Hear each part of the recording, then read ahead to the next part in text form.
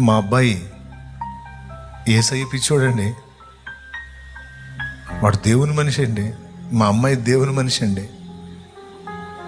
నా కూతురు బంగారం అండి. చాలామంది ఆడపిల్లలు ఉన్నారు సమాజంలో. నా కూతురు అబ్బాయి వాళ్ళ లాంటిది కాదండి. నా కూతురు అణిముత్యం. నా బిడ్డ ఆ దేవుడి పిచ్చి తప్ప రెండో లోకం తెలియదు నా తల్లికి. నేను కూడా పోనీలేని వదిలేసాను. ఇంక అమ్మగా ఇంక దేవుని మార్గంలో ఉంది. అంతకు మించి నాకు కావాల్సింది ఉంది. ఈ లోకంలో వేరే వాటితో గడిపితే ఇది, కానీ నా దేవునితో ఇదైపోయింది నా కూతురు. ఆమెకు మంచి జీవితం నా యేసయ్య ఇస్తాడు. అన్ని తండ్రి అనగలిగేటట్టు.